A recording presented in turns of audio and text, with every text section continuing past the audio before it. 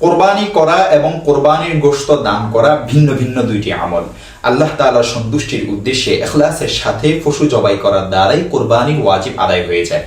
আর কোরবানিকারীর জন্য তার কোরবানির গোশতের ক্ষেত্রে শরীয়তের নির্দেশনা হলো সে নিজ পরিবার পরিজনকে নিয়ে খাবে এবং পাড়া প্রতিবেশী ও আত্মীয় স্বজন যারা কোরবানির সামর্থ্য রাখে না তাদেরকেও দান করবে।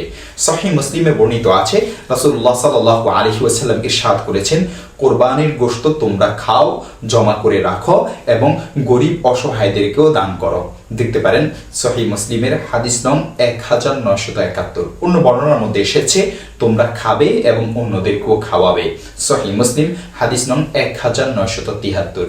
তবে দানের ব্যাপারে কোরবানিকারীর উপর শরীয়ত কোনো বাধ্যবাধকতা আরোপ করেনি, বরং প্রত্যেককে তার অবস্থা অনুপাতে দান করতে বলা হয়েছে। অবশ্য সামর্থ্যবানদের জন্য স্বাভাবিক অবস্থায় উত্তম হলো মোটামুটি 3 ভাগ করে 1 ভাগ গরিব মিসকিন ও অসহায়দেরকে দান করা, 1 অংশ গরিব আত্মীয় স্বজন ও পাড়া প্রতিবেশীদেরকে দেওয়া, আর 1 অংশ নিজের জন্য রাখা। হযরত আব্দুল্লাহ ইবনে আব্বাস রাদিয়াল্লাহু তাআলা আনহু থেকে বর্ণিত আছে, রাসূলুল্লাহ সাল্লাল্লাহু আলাইহি ওয়াসাল্লাম তার কোরবানির গোশতের 3 ভাগের 1 ভাগ পরিবার পরিজনকে দিতেন, আরেক ভাগ গরিব প্রতিবেশীদেরকে দিতেন এবং 1 ভাগ ভিক্ষুক ও অসহায়দেরকে দান করতেন। দেখতে পারেন আল মুগনি 13 নং খণ্ড 379 নং পৃষ্ঠা। এই বন্টন উত্তম, জরুরি বা আবশ্যক নয়, তেমনি একেবারে ওজন করে 3 ভাগ করা এটি আবশ্যক নয়, বরং কোরবানিকারীর জন্য এতে তারতম্য করার অবকাশ রয়েছে। এটি যেহেতু একটি মুস্তাহাব আমল, তাই সামর্থ্যবানদের উপর এটির উপর আমল করা উচিত।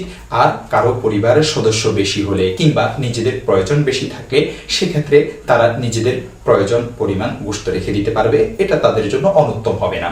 দেখতে পারেন ফাতাওয়ায়ে তাতাখানিয়া 17 নং খণ্ড 437 নং পৃষ্ঠা, বাদরুল মাজহুদ 13 নং খণ্ড 43 নং পৃষ্ঠা, রদ্দুল মুহতার 6 নং খণ্ড 328 নং পৃষ্ঠা, তাবিয়িনুল হাকায়েক 6 নং খণ্ড 486 নং পৃষ্ঠা, আয়লাউস সুনান 17 নং খণ্ড 262 নং পৃষ্ঠা।